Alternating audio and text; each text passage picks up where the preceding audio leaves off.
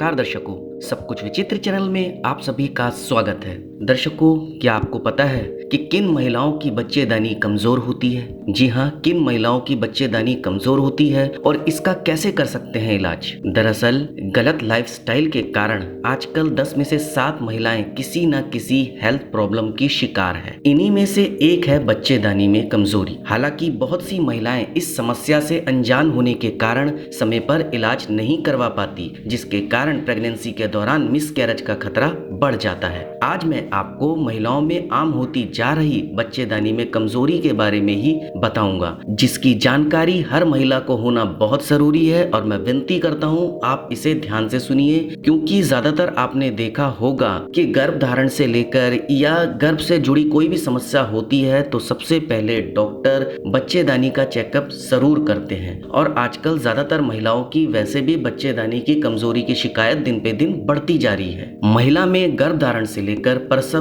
तक गर्भ को सही रखने के लिए बच्चेदानी योनि गर्भाशय का स्वस्थ होना बहुत जरूरी है। यह महिला प्रजनन प्रणाली का आधार बनता है, लेकिन गलत खान पान व लाइफस्टाइल के कारण यूट्रस कमजोर हो जाता है। इसके अलावा महिलाओं में शारीरिक कमजोरी के कारण बच्चेदानी में कमजोरी आ जाती है। प्रसव के बाद भी बच्चेदानी कमजोर हो जाती है। मानसिक कमजोरी भी आ जाती है। भारी या अंदरूनी चोट के कारण भी बच्चेदानी कमजोर हो सकती है। और ज्यादातर आपने देखा ही होगा कि आजकल जो भी नई माएँ बन रही हैं, अगर वह फर्स्ट मंथ से ही प्रेग्नेंट या उन्होंने कंसीव कर लिया है तो वह अपने खान पान पर बहुत ढिलाई बरतती है, क्योंकि शुरू में किसी को भी कुछ भी खाते वक्त उल्टी महसूस होती है, या महसूस क्या कहें उल्टी ही आती है और वह सारा दिन सोती ही रहती है। कई बार देखा भी होगा आपने कि प्रेगनेंसी कंसीव से पहले बच्चेदानी कमजोरी के कारण वो कंसीव नहीं कर पाती हैं। तो बहुत सारी वजह होती है खान पान से जुड़ी, जिसको कई महिलाएं अनदेखा कर देती हैं। हालांकि उन्हें अनदेखा नहीं करना चाहिए। कमजोरी के कारण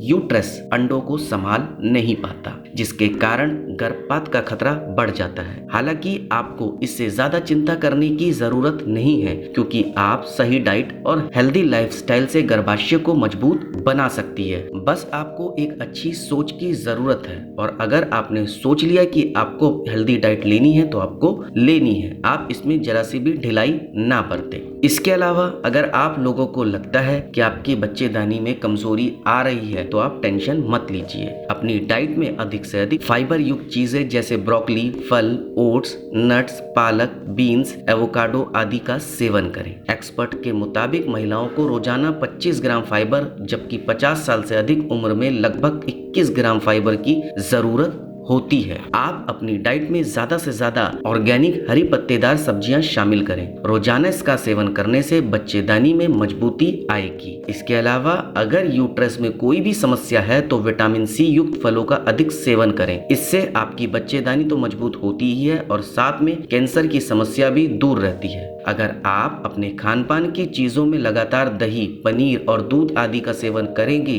तो गर्भाशय और ओवरी दोनों स्वस्थ रहेंगे। इसके अलावा इनमें कैल्शियम और विटामिन भी पाए जाते हैं, जो गर्भाशय में फाइब्राइड्स को दूर करता है। ग्रीन टी एंटीऑक्सीडेंट गुणों से भरपूर होती है, जिससे न सिर्फ यूट्रस मजबूत होता है बल्कि इससे आप कई अन्य समस्याओं से भी बची रहती है। इसे भी आप अपने डेली डाइट्स में शामिल कर सकती हैं। इसके अलावा मछली में ओमेगा 3 फैटी एसिड होता है। इससे महिलाओं में उन प्रोस्टाग्लैंडिन का निर्माण कम होता है, जो कि महिलाओं में गर्भाशय के संकुचन के लिए जिम्मेदार होते हैं। इसके अलावा कैस्टर ऑयल, इसमें मौजूद रिकोनोलाइक एसिड ओवरी में बनने वाले सिस्ट और गर्भाशय के फाइब्राइड्स को ठीक करता है और शरीर के इम्यून सिस्टम को भी मजबूत करता है। इसके अलावा बेरी में ऐसे एंटीऑक्सीडेंट पाए जाते हैं जो ओवरी को फ्री रेडिकल से बचाने का काम करते हैं। यह ओवरी और गर्भाशय को कई तरह की दिक्कतों से बचाता है। इसको आप सलाद के रूप में अपनी डाइट में शामिल कर सकते हैं। इसके अलावा आप 20-20 धुले हुए तिल व जौ को पीसकर उसमें 40 ग्राम खांड मिक्स करें। इसकी 5 ग्राम की मात्रा सुबह शहद के साथ लें। इससे गर्भाशय मजबूत होता है और प्रसव के समय दर्द भी कम होता है। इसके अलावा आप रोजाना गर्भासन करने से न सिर्फ यूट्रस की कमजोरी दूर कर सकते हैं, बल्कि